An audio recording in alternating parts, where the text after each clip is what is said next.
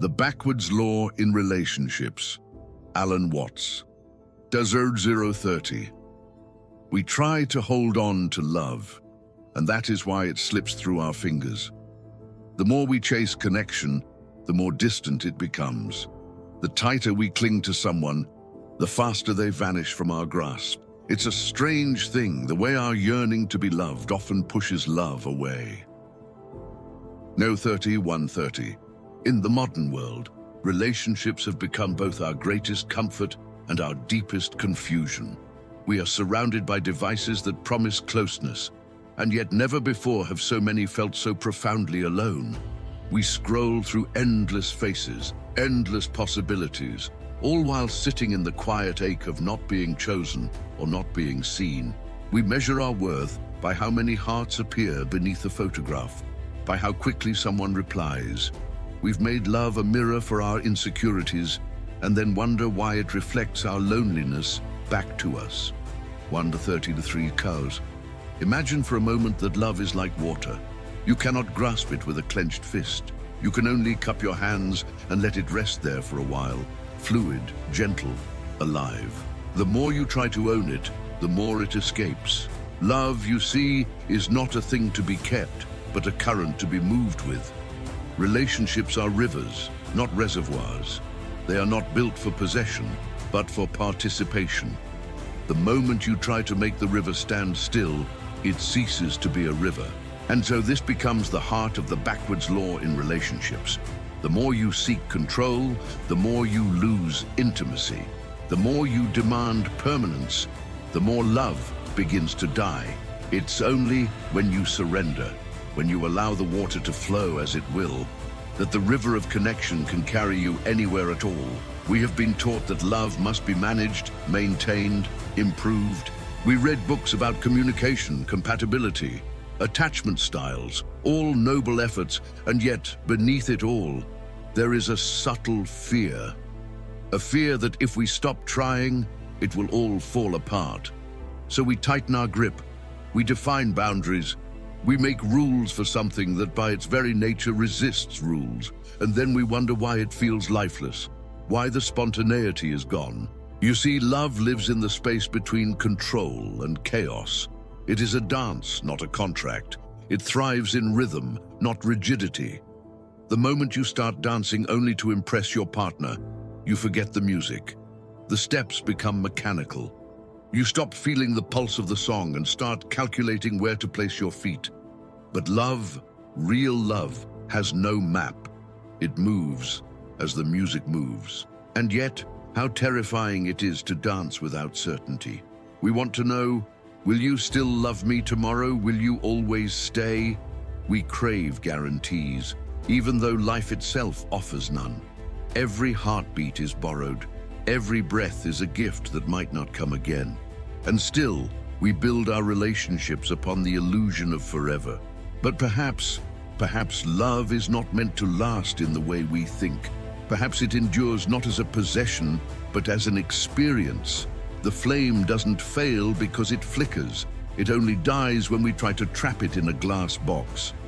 Consider the way the ocean and the wave exist. The wave is not separate from the ocean. It is the ocean, expressing itself in a particular form for a brief moment in time. It rises, dances, and returns.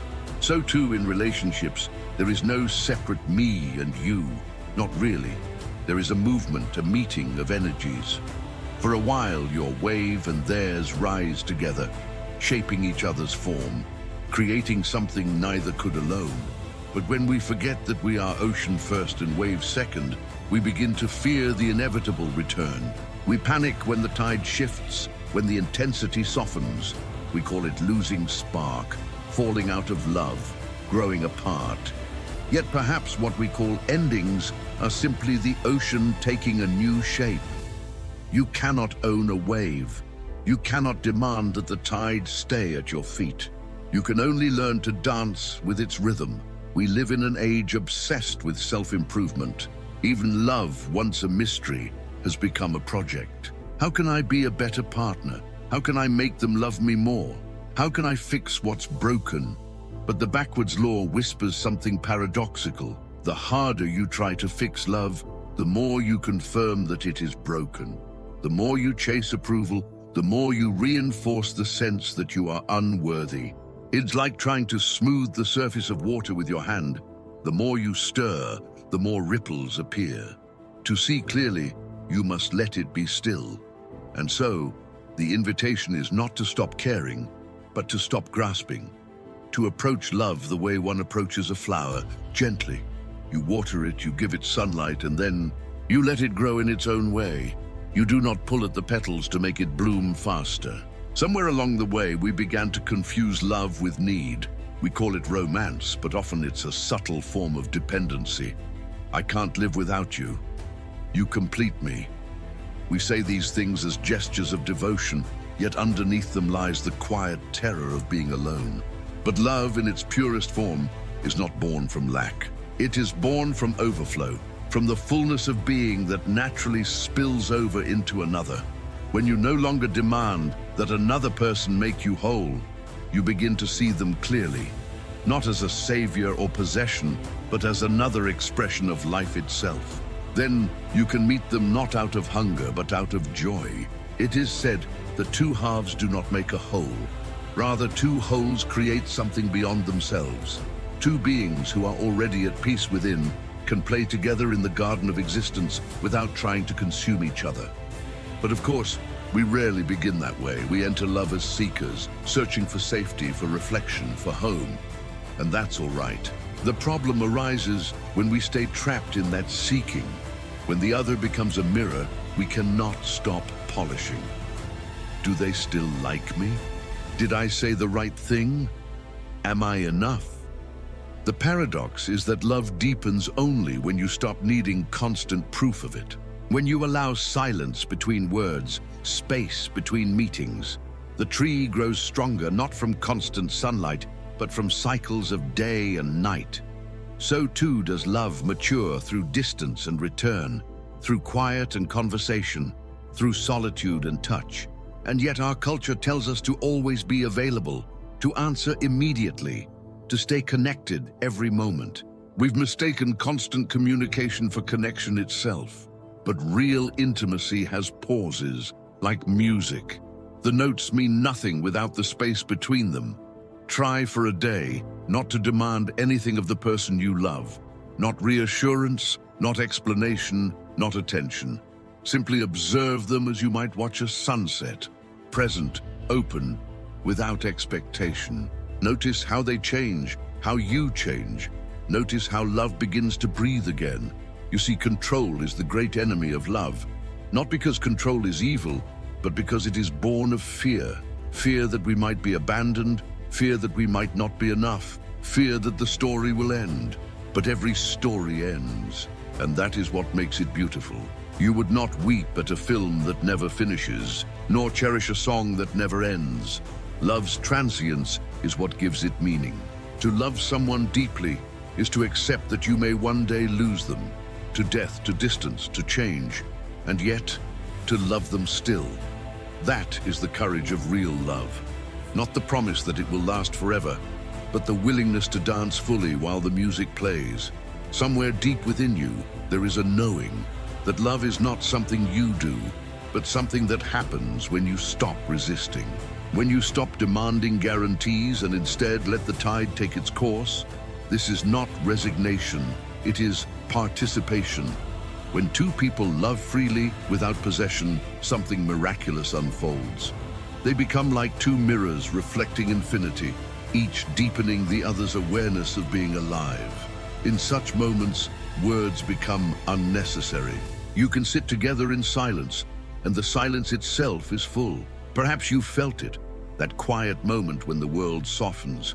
When you look into someone's eyes and time disappears, there is no past, no future, just this, just presence. And in that presence, all striving dissolves. You are no longer trying to love, you are love, aware of itself. This is the turning point. The awakening the backwards law points toward. When you stop trying to hold love, love holds you. When you stop trying to find it, you realize it was never lost. It was always here, waiting beneath the noise of your effort. So how can one live this truth practically? Begin with awareness, not effort. The next time you feel the urge to control, to demand, to seek reassurance, pause. Breathe. Notice the impulse without judging it. Ask yourself, what am I afraid of losing? Then, instead of grasping, soften. Offer presence instead of possession. Listen more deeply. Speak less. Try watching your partner, your friend, even a stranger, without the constant commentary of the mind. See them as they are in this moment, not as the person you hope they'll be. This simple act of seeing without agenda is love in its purest form. In time, you'll find that love no longer feels like something you must maintain. It begins to maintain itself as a flame sustains its glow when given space to breathe. And so, we return to where we began. The paradox. The more you try to hold on to love, the faster it slips away. The more you let it flow, the more it stays. Because love is not a possession to guard, it is a movement to join. We spend our lives searching for the perfect person, the perfect relationship, the perfect ending. But perhaps love is not meant to be perfected, only participated in. The music is already playing, you need only dance. In the end, the backwards law reveals this quiet truth. Love is not something you get right by trying harder. It's something you remember by letting go. And when you finally stop chasing love, when you stop trying to deserve it or define it, you'll notice something extraordinary. It's been here all along, quietly waiting, like the ocean that never stopped embracing the wave. Let it be so. Let love flow.